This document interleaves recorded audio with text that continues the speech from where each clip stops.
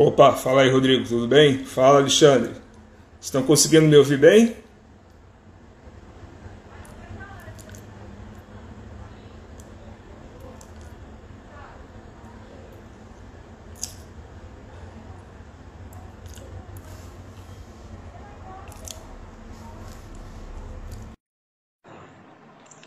Fala, Rafael, tudo bem? Fala, Marcos.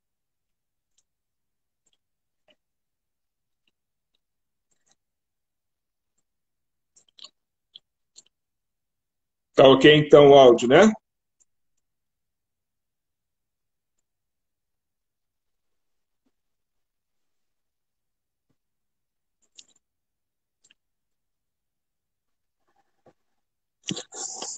Ah, guardando aqui o Alexandre.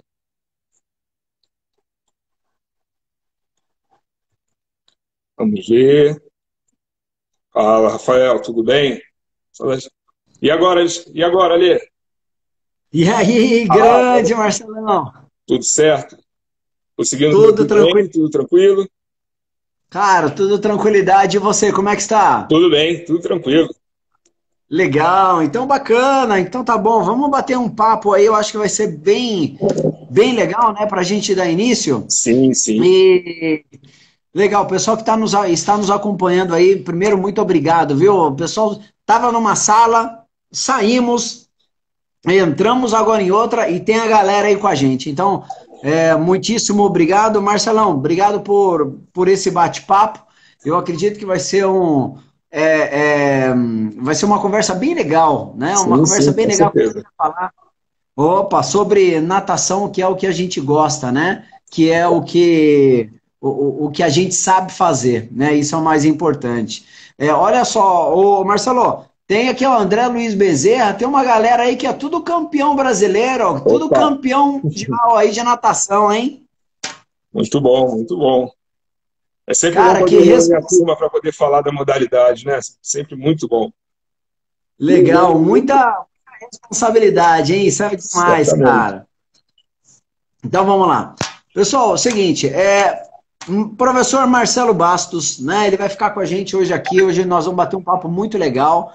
O professor Marcelo, ele é um professor graduado pela Universidade Federal do Rio de Janeiro, tem pós em exercício físico aplicado à reabilitação cardíaca e grupos especiais, ou seja, não é qualquer pessoa na natação, beleza? É um cara que tem realmente conhecimento e tem muita novidade aí que vai surgir por esse cara aí que vocês estão vendo, que vai ser muito legal, né? Ô Marcelo, para a gente falar de natação, é sempre legal, a gente sempre está abordando, falando aqui, que é necessário ter conhecimento, né? O professor Sim, de sim. natação que tem uma necessidade primordial. O que você tem a falar um pouco sobre isso da sua carreira? Como que você iniciou a sua carreira para que a gente possa alavancar esse processo aí da natação? Bom, vamos lá. Em relação à natação competitiva, no primeiro momento eu comecei bem lá atrás, assim, por volta de 1998, assim, foi o meu primeiro momento trabalhando com natação competitiva, né? Certo. Agora, com águas abertas, o primeiro contato com águas abertas foi no ano de 2004. Dois mil e quatro. Naquele momento, eu trabalhava no Rio de Janeiro, na Academia Rômulo Arantes, que hoje se chama Certo. Academia AquaUp, continua com algumas unidades que tinham naquela época. O local que eu trabalhei hoje em dia tem uma equipe de natação, né? O primeiro local que eu trabalhei não faz mais parte da academia, é uma equipe que ganhou forma, ganhou muita força durante esses anos. E Certo. 2006, né, esse foi o meu mesmo, 2004, e aí final de 2006 eu me transferi para uma outra academia, a Escola de Natação Tubarão, e aí eu posso dizer que foi vamos dizer assim, o grande momento trabalhando com águas abertas, porque depois disso, dentro desse processo, depois que eu entrei na Tubarão, houve um momento em que nós fizemos uma parceria com o Botafogo. Então, no grupo de nadadores que estavam comigo, eles, no ano de 2011, eles representaram a equipe do Botafogo. Aí, em 2012, retornamos a representar Tubarão, mais 2 anos. E no ano de 2014 eu estava na Rio Sport Center, na Barra da Tijuca. Então foram Certo. 4 equipes no total que eu trabalhei no Rio de Janeiro, né? Sendo que boa parte desse tempo eu estava na Escola de Natação Tubarão. E o que aconteceu? A gente sempre vem aquela pergunta, né? Mas a natação é um esporte individual, é um esporte coletivo. Eu sempre tive muito cuidado de não trabalhar individualmente com os nadadores. Na medida do possível, sempre formar grupos para que o Ok. trabalho fosse mais proveitoso, fosse mais interessante para todos. Tanto para mim, no sentido de poder observar melhor o desenvolvimento do trabalho, quanto pela parte social, que é Certo. muito interessante para os nadadores. E aí, de lá para cá, em 2014 foi meu último ano no Rio de Janeiro, trabalhando com maratonas aquáticas com grupo. Passei um período trabalhando entre 2014 e 2016, mas nunca trabalhando com equipes, mas sim trabalhando com aulas de adulto, condicionamento, e aí naturalmente apareciam nadadores que participavam de maratonas aquáticas. Quando eu cheguei em Ok. São Paulo, a primeira assessoria esportiva que eu trabalhei foi dentro até de um condomínio em Alphaville. O Rafael mandou um abraço ainda agora, saudade de você na Alphavita, porque, por Legal. coincidência, eu caí justamente num condomínio onde tinha 2 alunos, 2 moradores, que participavam sempre de maratonas aquáticas, né? Tinha interesse em treinar, tinha interesse em fazer o trabalho de condicionamento, e aí eu tive a oportunidade, um deles já tinha um treinamento já através de planilha, mas na medida do possível auxiliava, porque era, era Aham. atleta de um grande amigo meu, e no caso o Rafael estava naquela de retomar as atividades e tudo, eu tive essa oportunidade. 2017, Legal. foi o único ano que eu não trabalhei com adulto, né? Eu saí da assessoria, passei um ano trabalhando em colégio, e aí no ano de 2018 eu retornei a trabalhar com natação adulto na Academia Manuel dos Santos, e aí Lá no Santos. eu ajudei o reinício, né, junto com o professor Denis. Nós Ok. montamos o grupo para participar de competições e tudo. Eu tive o prazer ano passado de ir a um evento onde eles estavam presentes, pude falar com todo mundo. E Ok. no ano de 2019 eu tive a oportunidade de trabalhar em 2 academias, nas quais eu estou até hoje, apesar de todo esse problema da pandemia e tudo, mas continuo na expectativa de poder retornar às 2 academias. Uma delas é a Aquasport, na Vila Madalena, e a outra é a Academia Boa Forma. Inclusive, na Academia Boa Forma, eu tive a oportunidade de levar um grupo ano passado para alguns eventos, para a Travessia da Fuga das Certo. Ilhas, e já estávamos começando a organizar tudo para esse ano, mas infelizmente agora todo o planejamento vai ter que ser Entendi. repensado Vai por água no abaixo, retorno. né? Oi? Realmente fica complicado com tudo isso, né, que se passa, né? Devido a Ah, essa sim. pandemia, eu acredito que muita coisa vai ter que se alterar e teve que se alterar, né? Sim, sim, sim. No caso da Boa Forma, eu fico responsável principalmente pelo dia a dia deles na piscina, né? Todo o Tá. planejamento, orientação e tudo que precisa ser feito na piscina, visando a preparação para o calendário. Já tinha o calendário todo Tá. definido já e tudo, mas aí, infelizmente, a gente vai ter que aguardar tudo que vai ser feito no retorno. E aí, nesse Legal. período, né, eu tive a oportunidade não só de formar grupos, mas de desenvolver esse trabalho tecnicamente. Por exemplo, no Rio de Janeiro, eu tive a oportunidade de participar de um congresso voltado para a área de maratonas aquáticas e tudo. Foi um congresso organizado pela CBDA, e aí a CBDA fornecia vaga para fornecer um número de vagas por estado, né? E felizmente, dentro dos critérios, naquela ocasião, eu consegui ter uma das vagas e ter acesso ao Congresso. É. Ok. Em 2018, no primeiro encontro de esportes aquáticos da FAP, aí tivemos a oportunidade, né, que a gente estava presente, até de escolher as palestras às quais gostaria de assistir. Aí tive a Legal. oportunidade de ver uma palestra do Sintra, onde ele falou de toda a preparação da Poliana para 2016. E ano passado foi uma iniciativa muito legal do Igor em relação ao primeiro simpósio de maratonas aquáticas, na Unisanta. Foi realizado em agosto do Legal. ano passado. E aí eu fico na torcida que para esse ano, pelo menos de uma forma online, né? Nada foi falado ainda em relação a isso, mas que possa acontecer novamente. Legal. Pô, bacana, hein? Até teve um dos colegas aí que falou, ixi, o cara sabe muito, hein? Isso é muito legal. Ô, Marcelo, vamos lá, só pra gente ver aqui, ó, Arthur Pedrosa com a gente, hein? Opa, Arthur grande Pedrosa. abraço, Arthur. Quase que essa live cai agora, rapaz. Arthur Pedrosa, o Nino tá com a gente, Alex Maris, André Luiz Bezerra, Rodrigo Ávila, pelo amor de Deus, o cara é sensacional. O Edirez está com a gente, técnico do Adriano aí, professor do Adriano. Kátia Moreira sempre com a gente também. E diversos profissionais da educação física, da natação, gestores também estão com a gente. Então, muito obrigado por todos vocês estarem aqui. O que vai ser muito legal. O Marcos estava na outra sala, veio para a nossa sala. Enfim, né? Isso é muito legal. E, ô Marcelo, fala uma coisa pra gente. Sim. Vamos lá. Quando nós falamos em natação, nós temos uma diversidade de técnicas, modalidades e assim por diante, né? Sim. Visto que existe a natação, obviamente, na piscina e também em águas abertas. O que é a natação em águas abertas? O que são essas maratonas aquáticas? Para deixar claro para o pessoal, e hoje nós vamos fazer um divisor de águas, né? E depois nós vamos falar por que nós estamos abordando isso. Porque alguns falam o seguinte, falam, eu já nado em piscina, então eu vou para águas abertas, do dia para a noite. Então, o que são essas águas abertas? Dá um retorno aí para a gente. O que eu posso falar é o seguinte, né? O primeiro ponto, assim, ponto de partida, independente da vivência anterior, tudo, eu resumiria em planejamento. Eu considero fundamental o planejamento. Por que fundamental o planejamento?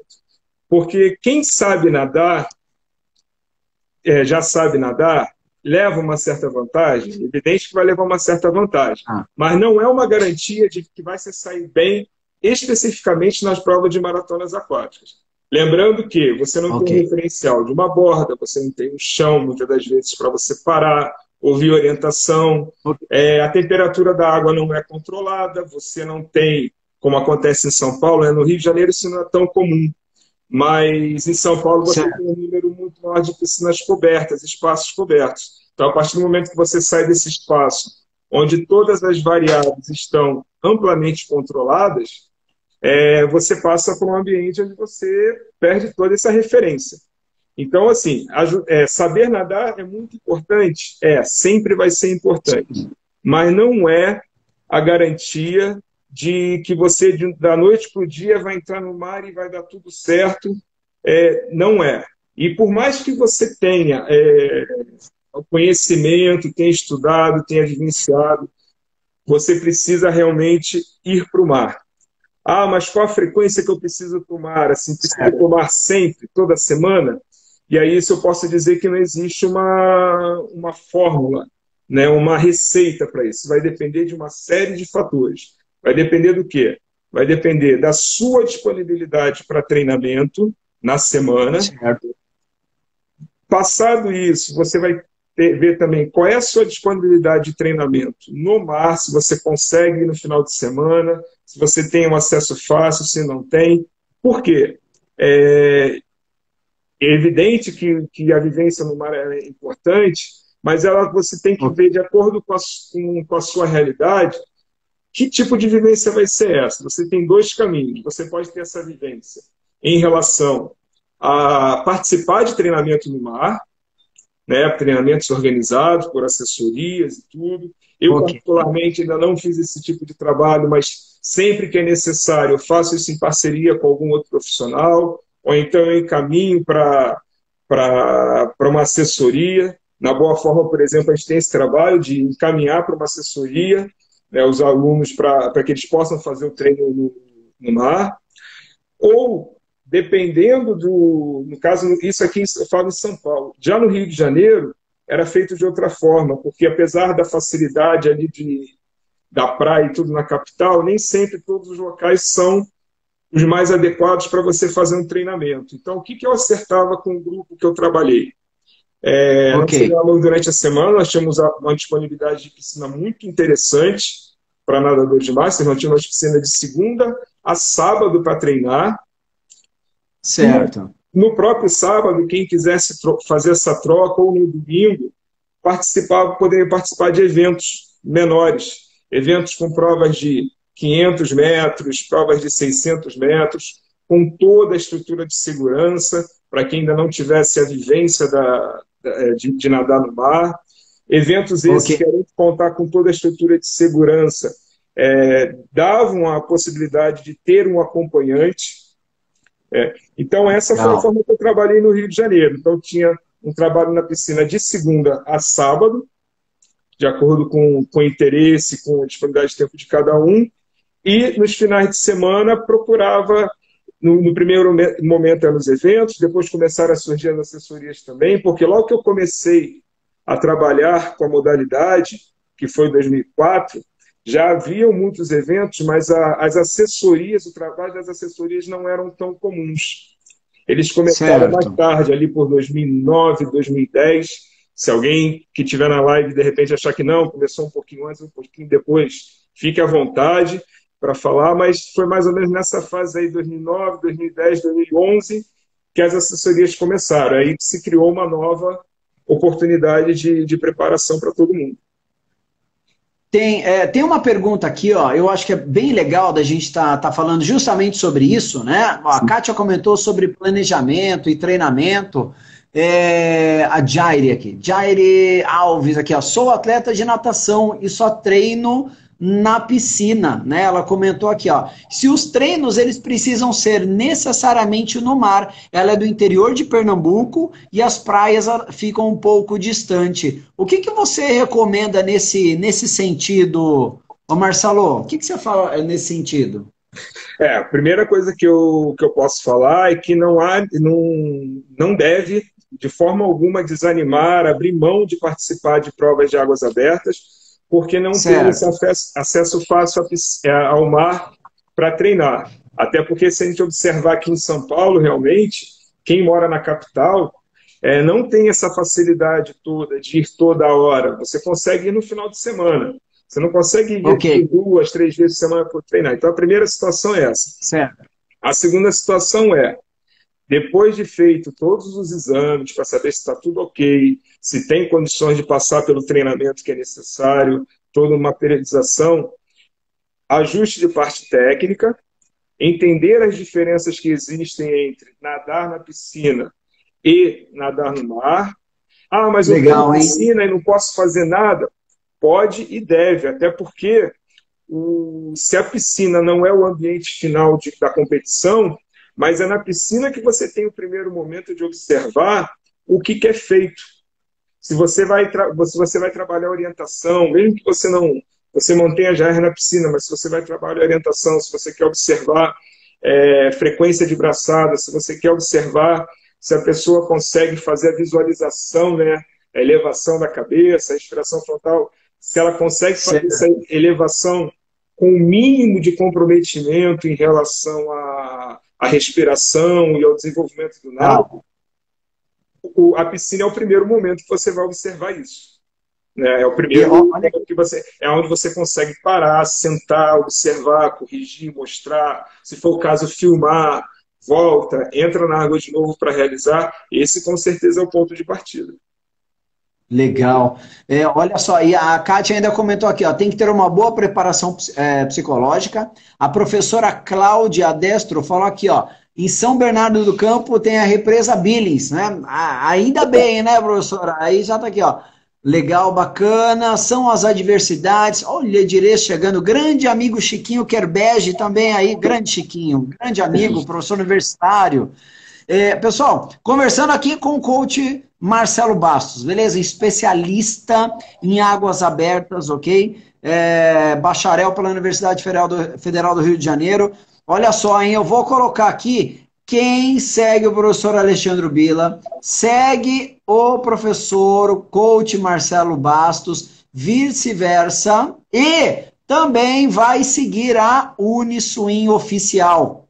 Beleza? Então, assim, nós temos 3 situações aqui, ó. 3 canais de comunicação para você falar com natação. Alexandre Bila, o coach Marcelo Bastos e a Uniswim, beleza? Anota aí.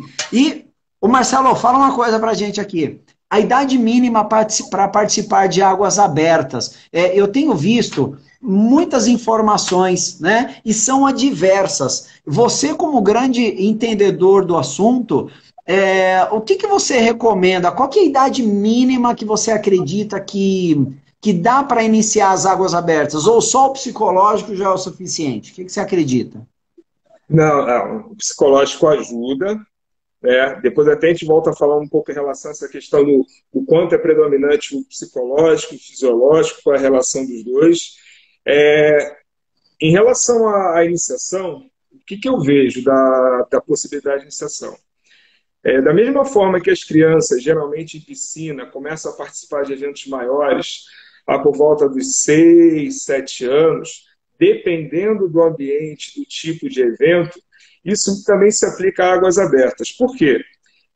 Vou dar um exemplo, né, prático assim, do que eu vivenciei no Rio de Janeiro. Existiam, de acordo com a organização do evento, o nome mudava, né? Aí se chamava mini travessia ou então travessinha. Em resumo, Entendi. tinham certos eventos no Rio de Janeiro que às vezes eram provas somente de 100 a 200 metros. A criança entrava um pouquinho no mar, equivalente a Ok. uma piscina semiolímpica, né, 25 metros, alguma coisa assim, nadava um pouquinho ali, próximo à areia, e saía de novo. E recebia medalha de Tá. participação e tudo. E nesses eventos, o profissional poderia acompanhar, dependendo do número de alunos, ou então os pais que eram nadadores também poderiam entrar para acompanhar.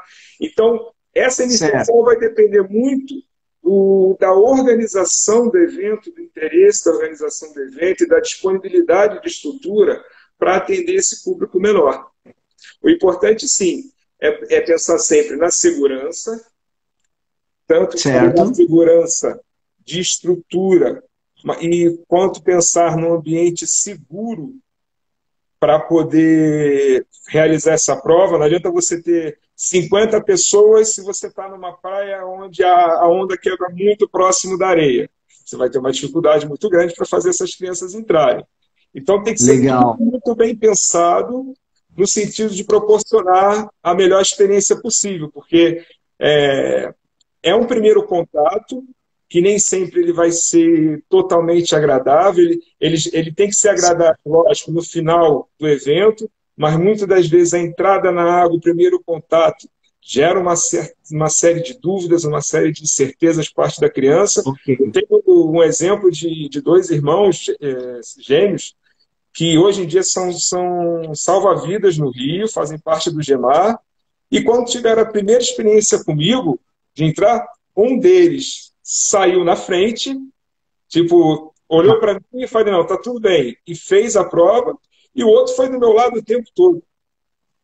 Então, Entendi. a gente Correto. sabe que o primeiro momento é sempre uma incógnita, tem sempre uma interrogação muito grande, uma dúvida, mas cabe ao profissional, cabe quem está envolvido, tornar o final dessa experiência o mais agradável possível.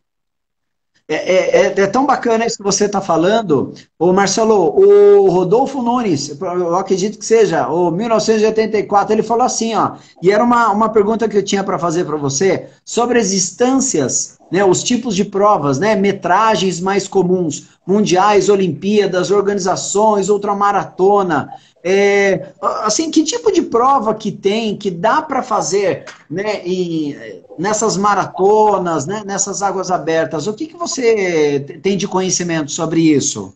Bom, vamos lá. Existem as distâncias mais variadas, né? Você começa, como eu falei aqui, vamos pegar a realidade das competições regionais no primeiro momento. Você tem Ok, as provas de iniciação, né? Que geralmente são inferiores a 1.000 metros, né? ok, 500, 600, 800 metros, no máximo 1 quilômetro. Dá para dizer que são as provas de iniciação. E aí você tem as certo, provas intermediárias, que vão ali de 1.500 até 3, 4 mil metros no máximo. E aí, qual é o público desse Tá. tipo de prova? São os nadadores master, são os alunos de academia que fazem trabalho de condicionamento 2, 3 vezes na semana, geralmente com algum complemento de parte física, seja com funcional, seja com musculação. Geralmente, quem está com esse perfil de atividade física é o mais indicado para fazer essas provas. É sempre quando eu falo mais indicado, não quer dizer que o que eu estou falando aqui tem que ser seguido à risca. Vão existir algumas exceções devido às experiências de cada um com a prática da Tá. natação e com a vivência no mar. Vou dar um exemplo. Se você tem um surfista, alguém que gosta sempre de estar no mar, a tendência de que o treino, tendência, né, não é uma verdade absoluta, ele não vai precisar de um volume de treinamento tão grande na piscina, porque já tem um conhecimento, já tem uma vivência no mar. Ok. Geralmente, quem começa na piscina e vai para o mar, é interessante, como até já tinha falado antes que ia abordar essa parte, é interessante que tenha uma preparação, que pense no condicionamento, que pense no planejamento do seu Legal. treinamento, porque eu sempre falo o seguinte, é muito importante conhecer a parte técnica, evidentemente, conhecer as diferenças de estar no mar. Mas eu sempre Certo. defendo que o corpo bem condicionado, bem preparado, vai levar a pessoa a se sentir mais segura para tomar as melhores decisões. Então, Bacana. essa faixa de metragem intermediária, tem que haver um cuidado muito grande em relação a isso, porque vai haver uma variação de público, de perfil, de vivências anteriores, de estratégias que vão interferir na participação. E aí vem agora, vamos dizer, as distâncias, as metragens maiores, que vão naturalmente exigir uma programação de treinamento mais intensa, melhor organizada. Em Certo. mundiais, você tem os 5, os 10 e os 25 quilômetros. Então, tem 5 quilômetros, 10 quilômetros e 25. Nos Jogos Olímpicos, é disputada apenas a distância de 10 quilômetros. Né? Certo. Dependendo, aí a critério da FINA, mesmo algumas competições oficiais, mas referentes à categoria juvenil, júnior, não necessariamente vão ser disputadas com 10 quilômetros, pode ser disputadas com 7,5, e aí isso vai depender de uma série de critérios. Além dessas Legal. distâncias, existem as distâncias superiores a 25 quilômetros, que existem provas, até para entender bem a diferença disso. Existem as provas e existem os desafios. O que seriam os desafios, que eu falo desafio? Tem aqui no Brasil o Leme Pontal, tem o Canal da Mancha, que é um dos mais conhecidos. Ok. Você faz esse desafio acompanhado de toda a estrutura, de acordo com o regulamento que as associações determinam, e se você cumpre todos aqueles requisitos e completa a prova, o seu feito vai ser reconhecido. Esse é o Legal. tipo de prova. Além disso, você tem as competições também. E aí, dentro dessas competições, dentro dessas provas, eu vou incluir a 14 bis, que é uma das mais conhecidas aqui no Brasil, que Correto. recentemente, ela, 5 anos para cá, e corrija se estiver errado, mas de 5 anos para cá, ela teve seu sentido invertido. Agora você sai de Bertioga e chega na base aérea de Santos. Eu peguei a fase que era o inverso. Saía Ok. da base aérea de Santos, pegava todo o canal de Bertioga para chegar na praia de Bertioga. Eu tive a oportunidade Tá. de acompanhar no barco, fornecendo alimentação, orientação e tudo. Eu tive a oportunidade de acompanhar uma vez, e outras 2 vezes eu fui até a prova, eu tinha atletas nadando, mas eu não entrei em embarcação para acompanhar. Outra prova também muito conhecida, fora do Brasil, com distância superior a Certo. 5 quilômetros e tudo, é a prova de Capri-Nápoles. São 36 quilômetros. 36. 36, que é mais ou menos também aproximado. Eu falo aproximado porque tem a questão da correnteza, tudo que interfere na distância final Claro, tá percorrida. certo. Mas o Leme Pontal, se não me engano, são 35 quilômetros, né? E o Tá. Canal da Mancha, teoricamente, está nessa faixa também. Mas eu falo Entendi. teoricamente porque quem já assistiu palestra de profissionais que acompanharam nadadores, ou dos próprios nadadores que fizeram a prova, vão perceber que muitas das vezes se nada muito mais do que isso. Né? Você sabe que vai sair Bacana. de uma cidade e vai chegar em outra, mas o que você vai nadar de fato vai depender de uma série de fatores. Então você tem uma variação de provas muito grande, e isso vai exigir perfis diferentes de nadadores e perfis diferentes de preparação também. É legal. Olha só que bacana. Ó, pessoal que tá aqui nos acompanhando, Coach Marcelo Bastos, hein? Especialista em águas abertas, né? Bacharel pela Universidade Federal do Rio de Janeiro, hein? Isso é muito legal. Ó, já vou abordar aqui, hein? Quem acompanha o professor Alexandre Bila, acompanha Coach Marcelo Bastos e acompanha também a Uniswim, beleza? Então, ó, já vou anotar aqui, ó. Acompanha isso que vai ser legal, hein? Ô, Marcelo, fala uma coisa pra gente. Você está falando sobre as idades iniciais, falando sobre a preparação física, você está abordando sobre uma série de situações. E uma das questões que até o pessoal começou a falar aqui é sobre o tipo de aquela respiração frontal, né? É uma respiração frontal? O que a pessoa está nadando, ela olhou para frente? O que você fala um pouco sobre essa questão? É só uma localização? É uma respiração? O que você tende a falar disso? Porque eu vejo que alguns colegas eles têm o conhecimento, outros têm uma dificuldade, e você, como um grande entendedor do assunto, e ó, Uniswim aí com a gente, o que você tende a falar sobre isso, por favor? Bom, vamos lá.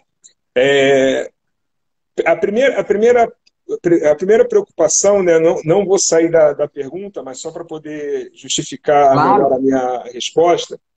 A primeira preocupação de quem está trabalhando com maratonas aquáticas, profissional que está trabalhando com maratonas aquáticas, as pessoas que Tá. querem participar desse tipo de prova, é o seguinte: primeiro você tem que se sentir preparado para completar esse percurso, mesmo que em alguns momentos você não consiga se manter no nado de crawl como deveria, como é o mais rápido, né, para completar. Isso vai acontecer muito no início, e tanto o nadador quanto o profissional, somente essas provas menores de 500 metros até 1.000 metros, isso vai acontecer com Sim, uma certa frequência. O tá. importante é sair do nado de crawl em alguns momentos, porque não está se sentindo à vontade, porque o rosto está dentro d'água há muito tempo, não consegue se orientar, isso vai acontecer. Passado esse primeiro momento, onde o nadador já está mais à vontade na piscina, no mar, e consegue também nadar uma metragem maior na piscina em relação a treinamento e tudo, e aí chega o momento de fazer os ajustes técnicos necessários, visando sempre um cuidado com o aproveitamento da braçada, com a mecânica do nado. Não há, você Ok, tem que lembrar, não é porque você vai nadar crawl que você vai treinar crawl e crawl e crawl indefinidamente. Não. Você tem que ter consciência que justamente pelo tempo que você tem que passar nadando, pelo esforço que a prova exige, que você tem que estar com a parte técnica muito bem apurada. certo. Passado esse primeiro Ah, momento, sim, vivência de distâncias menores, aí vem o segundo, aí paralelamente a isso, vai ter o domínio melhor da parte técnica, você começa, aí você já está preparado para realmente fazer aquele percurso, aquela distância do nado de crawl. certo. Está preparado para isso? Já ganhou o mínimo de condicionamento para isso? Você tem que ter ferramentas que vão te levar a uma melhor orientação. Orientação em que sentido? Primeiro, orientação em relação aos pontos de referências que foram oferecidos, que foram mencionados pela organização de prova, para fazer o percurso, porque dentro das provas você pode ter, um exemplo, fuga das ilhas. Por mais que existam boias de orientação, mas você sai de uma ilha retornando para o continente. Então você tem uma Certo. referência muito maior. Mas existem provas onde o nadador vai precisar percorrer um circuito, onde você larga da areia e você tem as boias que são mencionadas pela organização para você Tá. poder fazer a distância determinada. E aí, qual é uma das necessidades de você precisar em alguns momentos? Para você que trabalha com respiração lateral, evidentemente, você não vai abrir mão da respiração lateral do nado de Crown, só que se você permanecer com essa respiração lateral por muito tempo, você corre o risco, de acordo com a correnteza, ou de acordo com o número de pessoas que estão nadando com você, contato físico, você perder a referência para onde você tem que ir. E aí, nesse momento, que entra esse movimento da cabeça, aonde você... Não é você, de uma forma que a gente vai poder abordar mais à frente, de forma mais detalhada, mas o que eu posso falar nesse momento? Esse movimento da cabeça para frente, ele tem que ser feito de forma a interferir o mínimo possível na coordenação do nado. Tudo é feito de forma a pensar o quê? Você não vai chegar um momento que você não vai precisar parar para se localizar e voltar a nadar. Não. A ideia desse movimento da cabeça, quando a gente fala da respiração frontal, é você conseguir manter a orientação, seja em relação ao pelotão que está nadando com você, seja em relação à boia que precisa ser contornada, seja em relação ao ponto de chegada, quando você está no final da prova. Você tem que fazer isso de forma a perder o mínimo possível a coordenação do nado. E aí existem uma série de estratégias em relação a isso. Vai existir um momento certo em relação ao ciclo de braçada para você fazer esse movimento, porque isso gera uma tensão na cervical, isso gera uma tensão na cintura escapular, de tal forma que se você fizer esse movimento a qualquer momento do nado, você vai quebrar o ritmo da tua prova, você vai quebrar o ritmo do teu nado. Então, é muito necessário esse movimento da cabeça, a respiração frontal, como se conhece de forma generalizada, mas nunca, sempre, né, nunca no sentido de prejudicar a coordenação do nado. Correto. Até o Diego Ferrino está aqui com a gente, recordista sul-americano. Minha nossa, quase cai essa live agora. Recordista sul-americano, Diego Ferrino, colocou aqui a respiração, ela é frontolateral ou lateral frontal, né? E diante até do que você acabou comentando, o olhar para frente, realmente olhar frontal, ele tem são diversas as situações, os fatores e os objetivos, não é isso, Marcelo? Isso. Até aproveitando o comentário do Diego, o que eu sempre falo aqui, né? Não existem verdades absolutas. Eu vou relatar as experiências que eu tive com os nadadores e tudo o que foi melhor assimilado. Partindo do comentário dele, pelo menos do grupo que eu trabalhei, 100% deles preferem o fronto-lateral. Se sentem mais à vontade. Fronto, aí de acordo com o ciclo da abraçada, lateral. Eles sempre tiram muito à vontade isso. Não quer dizer que, da outra maneira que ele explicou, não esteja adequado. Isso aí vai depender muito dos ajustes das experiências anteriores.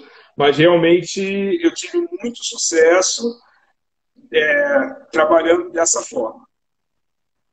Legal, que bacana. Pessoal, olha só, hein? Estou falando aqui com o Marcelo Bastos, coach, especialista em águas abertas, bacharel pela Universidade Federal do Rio de Janeiro. E olha só, o Marcelo, vamos falar um pouquinho agora, né? A gente vai falar um pouco de águas abertas, né? De todo o processo, né? Para quem quiser conhecer um pouco mais o trabalho de águas abertas, né? Assim, o seu trabalho, já fala, tem muita gente da educação física aí, segue o professor Alexandre Bila, segue coach Marcelo Bastos e segue também a Uniswim, beleza? Tem muita coisa de natação, ó, vou colocar aí na tela, muita coisa de natação que vai surgir aí, beleza? Tá ok? Então segue lá. Para a gente finalizar esse nosso papo aqui, Marcelo, o que você diria sobre águas abertas, esse pessoal que quer enfrentar águas abertas, vamos colocar assim, quer ser um técnico, ou tem um objetivo, como eu disse, tem muita gente que está indo para essa área, né? Está indo agora para essa modalidade. O que você diria diante disso? Uma mensagem final aí para a gente, por gentileza. O que eu diria é o seguinte, é importante pensar o tempo todo em planejamento. Estudos, planejamento, são as duas palavras fundamentais nesse processo. Por quê? O estudo vai te garantir você ter acesso às melhores informações, as informações que são passadas por profissionais que já estão atuando na área, baseado nas referências. Isso é muito importante, ter um momento do estudo, da análise de todo o ambiente que você quer trabalhar. E, diante dessa situação, de acordo com a sua realidade, pôr em prática o planejamento que é necessário para você obter o sucesso dentro da sua realidade, dentro da sua estrutura, dentro dos recursos que você tem.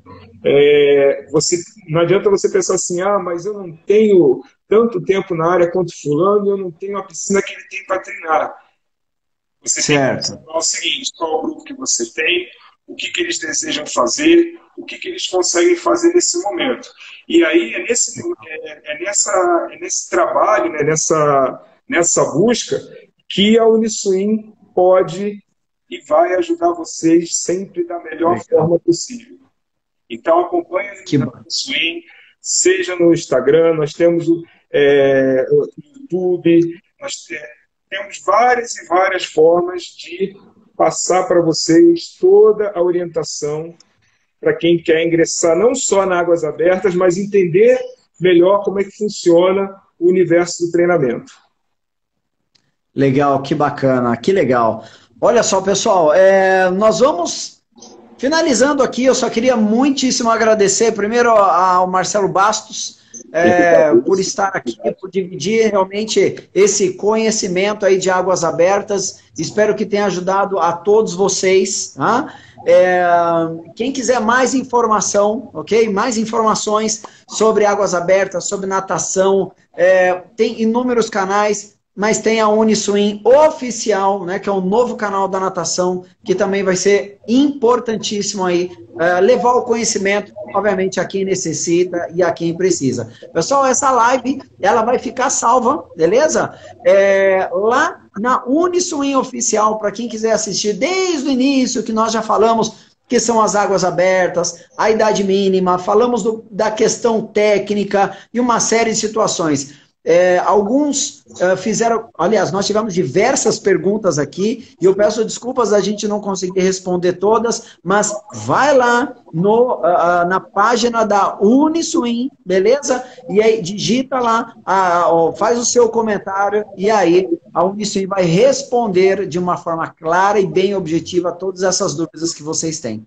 Beleza? Tranquilo, Marcelão? Tudo bem? Tranquilo? Tranquilo. Um grande abraço a todos. Obrigado pela oportunidade desse bate-papo agradável com vocês. Bacana, maravilha então. Um abraço, galera. Valeu e até a próxima. Até a próxima.